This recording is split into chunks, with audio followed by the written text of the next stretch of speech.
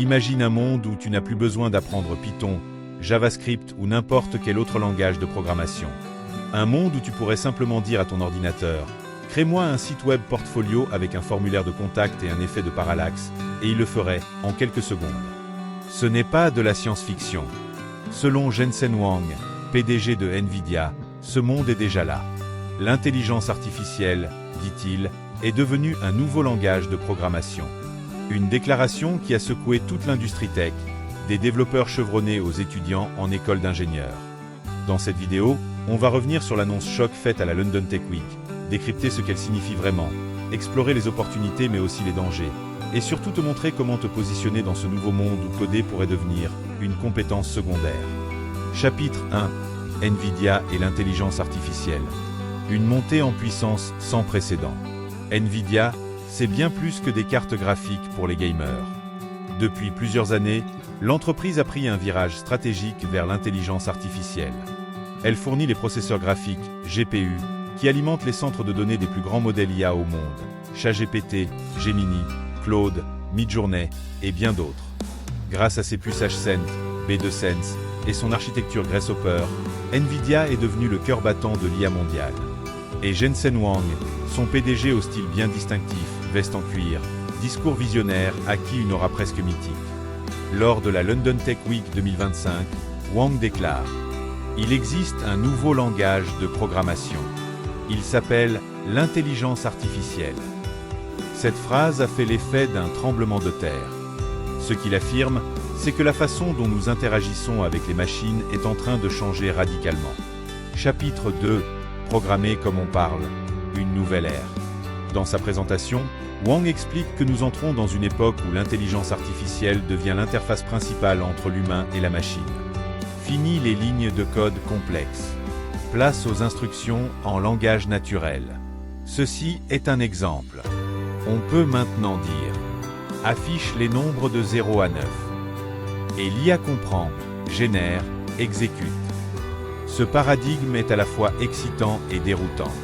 Ce n'est pas simplement une automatisation du code, c'est une abstraction totale de la programmation. L'IA devient le traducteur universel entre nos intentions et les systèmes numériques.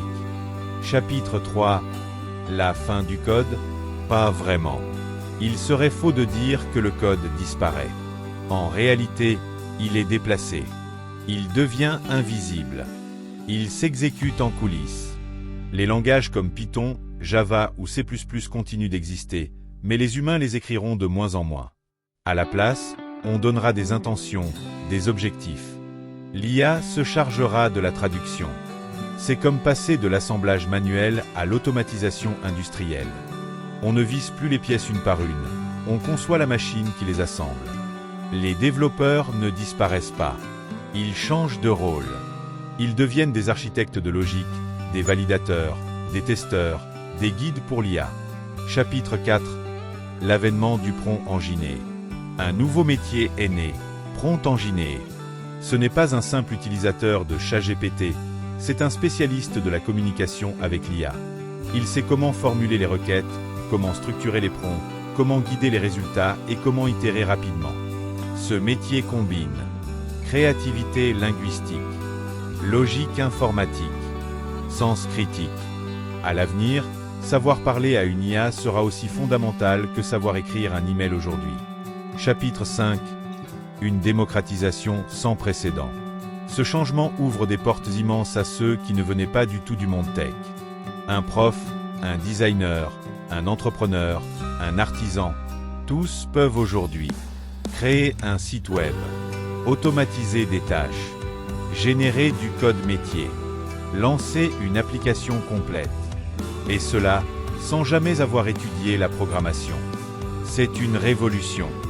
On parle d'un monde où chaque individu devient un créateur numérique.